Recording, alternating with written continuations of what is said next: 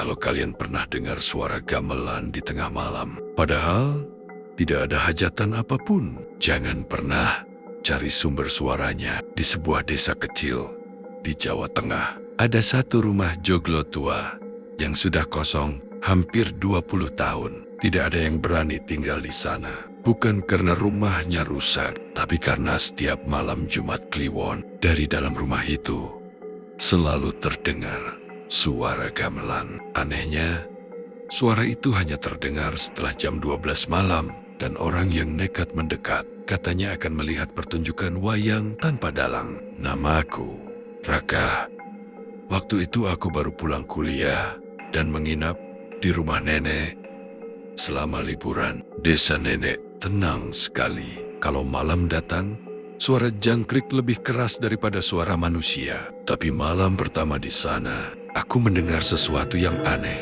Ting, tong, kung, bunyi gamelan pelan datang dari arah ujung desa. Aku kira ada orang latihan karawitan. Tapi ketika ku tanya nenek, wajah beliau langsung berubah pucat. Jangan keluar malam-malam kalau dengar suara itu. Aku tertawa kecil. Kupikir nenek hanya percaya tahayul. Namun, keesokan paginya, aku sadar ada sesuatu yang tidak normal. Karena rumah tempat suara gamelan itu berasal ternyata kosong. Rumah joglo besar tua. Pintunya digembok. Halamannya dipenuhi rumput liar. Kayu-kayunya hitam dimakan usia. Dan menurut warga, tak ada seorang pun yang tinggal di sana sejak tragedi puluhan tahun lalu.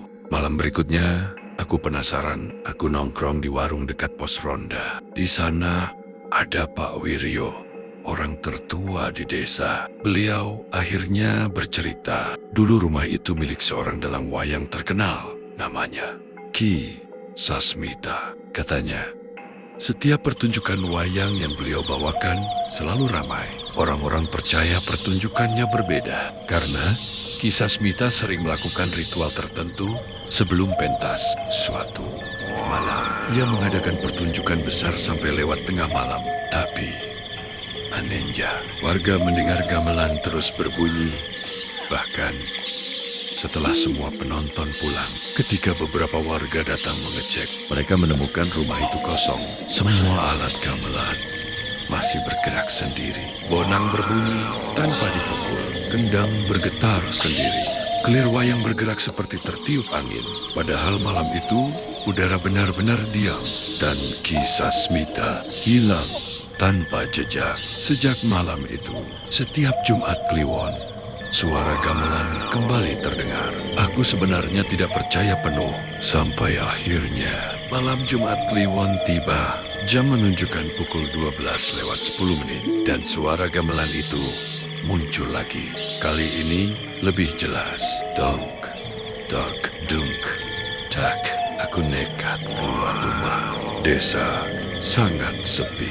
Kabut tipis turun menutupi jalan. Semakin dekat ke rumah joglo, suara gamelan semakin keras. Lalu aku melihat sesuatu. Lampu di dalam rumah itu menyala redup. Padahal semua orang bilang rumah itu tidak punya listrik lagi. Aku berdiri di depan pagar kayu tua dan perlahan aku mendengar suara orang tertawa dari dalam. Bukan satu orang, banyak, seperti ada pertunjukan besar. Rasa penasaranku mengalahkan rasa takut. Aku membuka pagar pelan-pelan. Creak. Saat melangkah masuk, suara gamelan tiba-tiba berhenti. Sunyi total. Aku langsung merinding. Lalu dari dalam rumah terdengar suara sinden menyanyi pelan. Suaranya lirih tapi sangat dekat di telinga. Padahal aku berdiri sendirian. Aku memberanikan diri mengintip dari jendela samping. Dan saat itulah aku melihat sesuatu yang tidak akan pernah kulupakan. Di dalam rumah